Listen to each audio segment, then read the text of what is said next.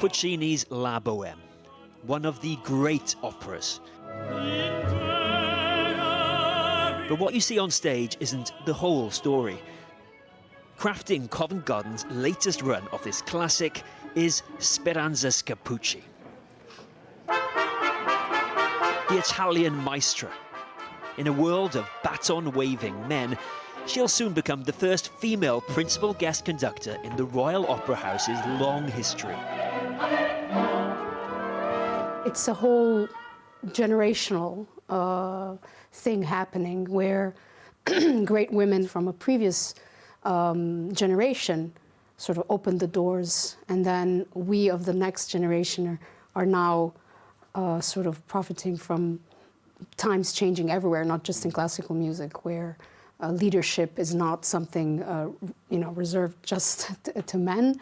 How would you tell someone who knows nothing about classical music or opera what it is that you actually do, stood there in front of an orchestra? Oh, as a conductor? Yeah. So the conductor is the musician who keeps everyone else together.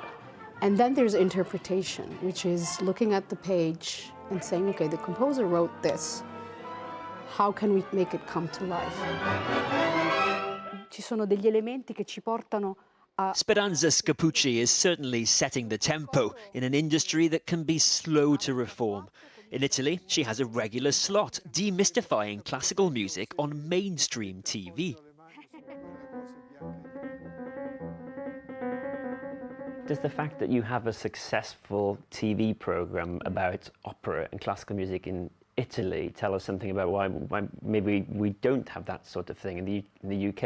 Is opera more mainstream in Italy than it is Actually, here? no. I would say that it's hard everywhere because the arts are suffering everywhere.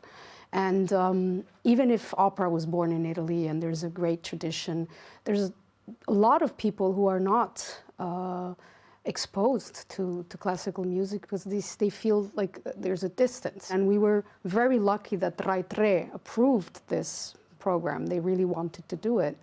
I think that it has changed a little bit things, and in a little small percentage I want to think that it helped.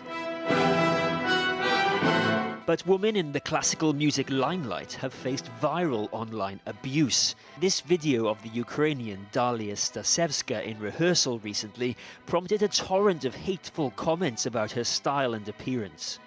We live in a visual world where, because we've opened up with social media to opinions, this can happen to a man or a woman to be judged by what one sees. As a conductor, the most important thing is you need to be at the service of the music. How you achieve that through movement, through your body, moving more, moving less, everyone is different. So everyone's going to express. Thank God we're not machines, so everyone's going to have a different way of moving. What's the feeling that you keep coming back for, that drives you, that means that you devote so much? What art has to do is not just a moment of entertainment. It makes us feel something or think about something. Someone comes to me after a show and is like, "Oh, I was really moved by that," or "I've never heard it done that way. How great!"